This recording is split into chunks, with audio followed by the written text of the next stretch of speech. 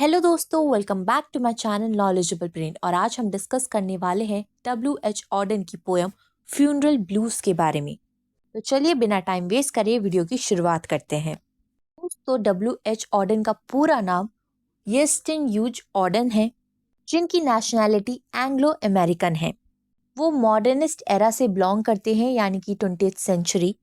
और वो जाने जाते हैं अपने deep psychological insight, social commentary और फॉर्मल एक्सपेरिमेंटेशन के लिए।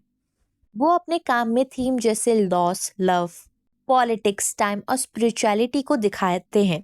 उनके नोटेबल वर्क रहे हैं सितंबर 1 1939 में दे ब्यूक्स आर्ट और द शील्ड ऑफ अर्चलीस। अगर आपको W.H. ऑर्डन के लाइफ और करियर की वीडियो जाननी है या बाकी पोएम को देखना है तो आप मेरे चैनल पे जाके देख सकते हैं। मैंने ऑलरेडी काफ़ी सारी वीडियो अपलोड कर रखी है। Toast of funeral blues originally लिखा गया था 1936 में एक प्ले के लिए, जिसका नाम था द एसेंट ऑफ F6, जो कि क्रिस्टोफर आइशरवुड के साथ लिखा गया था। लेकिन बाद में इस पोयम को स्टैंड अलोन पोयम माना गया था। इसकी फॉर्म एलेगी है, यानी कि किसी डेड पर्सन की वजह से उदासी या दुख। ये एक लिरिक पोयम है जो 4 कॉन्ट्रेरियन में डिवाइडेड है, यानी कि 4 स्टैंजाज में 4 लाइन्स ईच। इस पोएम की theme grief, mourning, love and loss, death as final and absolute है। इस पोएम का मूड मेलंकोलिक, ट्रेजिक और होपलेस है, और इसकी tone elegiac, dramatic, personal yet universal है। इसमें मोस्टली एनाबिक हेक्टामीटर का यूज किया गया है, और इसकी जो राइमिंग स्कीम है वो AABB है हर स्टैंजा में। पोएम में जो लिटरेरी डिवाइस है वो हम पोएम के साथ साथ डिस्कस करेंगे। चलिए पोएम की शुरुआत करते हैं, पोएम को लाइन बाय लाइन समझते हैं। पोएम की शुरुआत में स्पीकर कहते हैं, stop all the clocks, cut off the telephone. Speaker जो है वक्त को रोकना चाहते हैं और हर कम्युनिकेशन को बंद करना चाहते हैं, किसी से बात नहीं करना चाहते।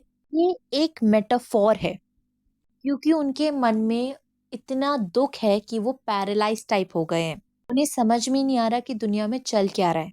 वो किसी से बात नहीं करना चाहते अभी। आगे कहते हैं, prevent the dog from barking with the juicy bone. इस लाइन का मतलब है कि जो नेचुरल वॉइसेस होती है, जैसे कि कुत्ते का भौंकना, वो बर्दाश्त नहीं करना चाहते। वो पूरी तरीके से टोटल साइलेंस चाहते हैं, जो दिखाता है कि वो दुख में है, वो मौन कर रहे हैं किसी के लिए। आगे कहते हैं, silence the pianos and with muffle drum. जितनी भी खुशियां हैं, जितने भी जश्न मनाए जा रहे हैं, कि जो आवाजें हैं उन सबको बंद कर दो। मफल ड्रम दोस्तों ट्रेडिशनली वर्ड है, यूज होता है फ्यूनरल्स के लिए। आगे वो कहते हैं, bring out the coffin, let the mourners come. इस लाइन में वो बता रहे हैं कि जो फ्यूनरल है अब उसकी सेरेमनी हो रही है, और वो लोगों को बुला रहे हैं पब्लिक एक्नॉलेजमेंट के लिए, उस डेथ के लिए। इसके लिए स्पीकर इतने गम में डूबे हुए हैं। सेकेंड स्टेंजा में वो कहते हैं, let aeroplane circle morning overhead.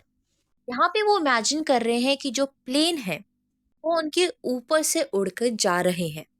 ये सिंबलाइज करता है लार्ज स्केल ग्रीफ को, यानी कि वो बहुत बड़े दुख में है। वर्ड है इस लाइन में मॉर्निंग, इसका मतलब है मिरर सोरो, यानी कि दुख को और बढ़ा देना। तो ये जो लाइन है ये यहाँ पर पर्सोनिफिकेशन लिटरेरी डिवाइस का यहाँ पे यूज हुआ है, और प्लेन को ह्यूमन लाइक फीचर्स दिए गए हैं।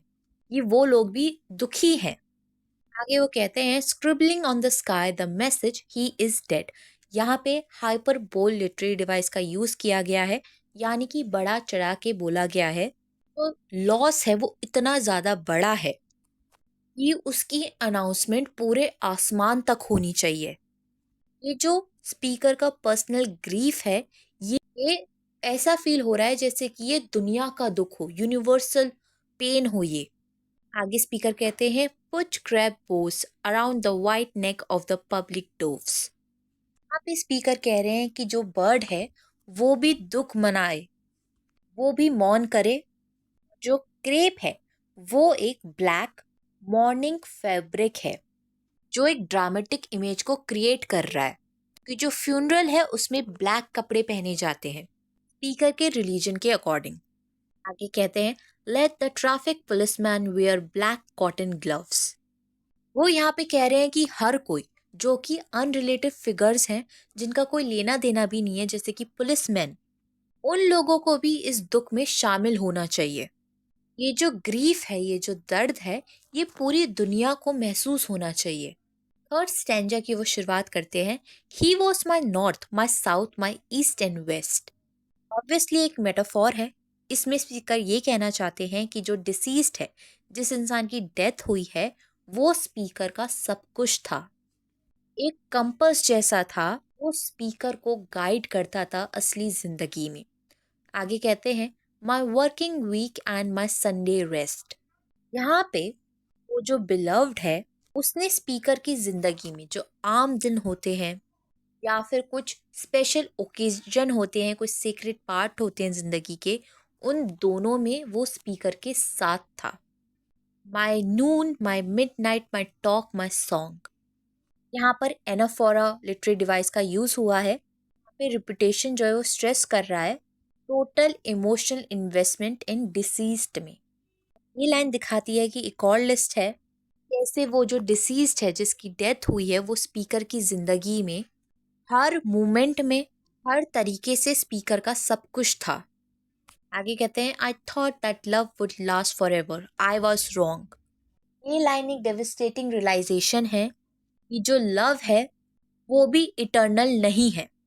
ये जो लाइन है ये शिफ्ट हो गई है रिचुअल से रॉ इमोशन की ओर। अब तक हम समझ ही चुके हैं कि ये जो डिजीज पर्सन है ये स्पीकर का बिलव्ड है, स्पीकर की बिलव्ड है।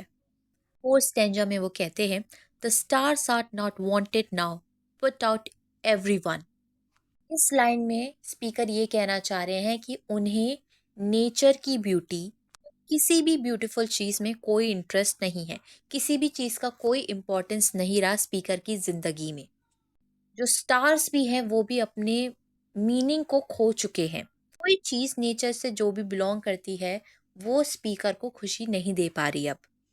Pack up the moon and dismantle the sun. Again hyperbole का यूज़ किया गया है। स्पीकर चाहते हैं कि जो यूनिवर्स है वो ख़त्म हो जाए क्योंकि जो उनका वर्ल्ड है, जो उनकी दुनिया है, वो इमोशनली ऑलरेडी ख़त्म हो चुकी है। आगे कहते हैं pour away the ocean and sweep up the world. यानी कि जितने भी नेचुरल एलिमेंट है उन सब को हटा दो तुम। लाइफ और नेचर स्पीकर के लिए सब कुछ पॉइंटलेस बन चुकी है। For nothing now can ever come to any good. ये फाइनल लाइन है जो दिखाती है टोटल लॉस को। ये कंप्लीट स्टेटमेंट है कि जो स्पीकर है अब वो एक होपलेस इंसान बन चुका है और वो कंप्लीटली दुख में डूब चुका है। उसकी ज़िंदगी में कोई खुशियाँ नहीं बची। दोस्तों आई होप आपको ये पोएम समझ में आ गई हो और वीडियोस देखने के लिए चैनल को लाइक करें, शेयर करें और सब्सक्राइब करना ना भूलें। अगली बार फिर मिलेंगे एक और नई वीडियो के साथ। Thank you for watching this video.